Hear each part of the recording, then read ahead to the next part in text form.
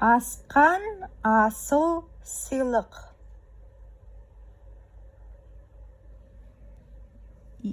Баяғы заманда отырар шаһарында бір саудагер болыпты. Саудагер деген дүкенші, сауда жасайды, яғни зат сатады. Оның 3 қызы бар екен. 3 қызы бар екен. Күндердің күнінде саудагер алыс елдерге сауда жасауға аттанбақ болады да, 3 қызын шақырып: "Ал, шырақтарым, мен алысқа сапар шеккелі отырмын. Сендерге не сыйлық әкелейін? Қалауларыңды айтыңдар" дейді.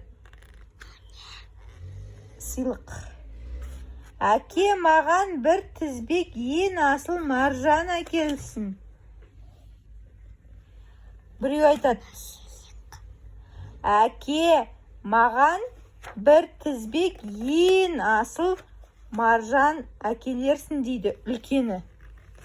Үлкені айтады: "Маржан әкел" дейді, ең қымбат.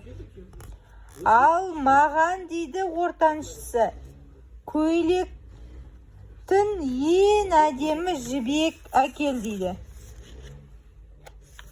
Яғни көйлектің ең қымбатысын әкел дейді. 2 қыздың айтқанын тыңдаған саудагер сүйікті кенже қызынан: "Ал саған қандай сыйлық әкелейін?" деп сұрайды. "Жан әке, егер сіз аман сау оралсаңыз, содан артық сыйлық болмас. Ал егер сыйлықты атауға жет болса, онда қай елде болсаңыз да, пісірген наныңыздың күлін тастамай жинап әкеліп беріңіз" дейді ол.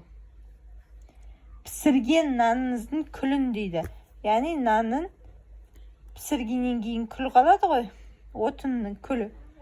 Соны әкел дейді.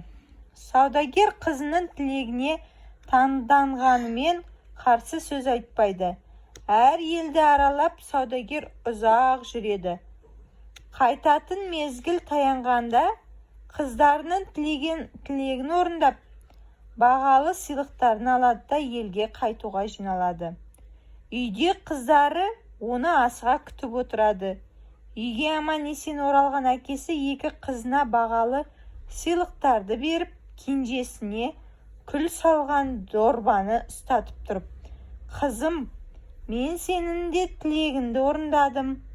Бірақ осындай сыйлық әкелгеніме өзім ұялып тұрмын" дейді. Қызы үндемейді. Дорбаны алып аузын ашып қояды да сүйікті итін шақырады. Ит күлді иіскейді де мұрнын шүйіріп теріс қарайды. Иттің әрекетін көрген қыз әкесіне: "Жан әке, жат елде біреу сізді нанмен уландырмақ болып, нан пісіретін отқа у тастаған екен.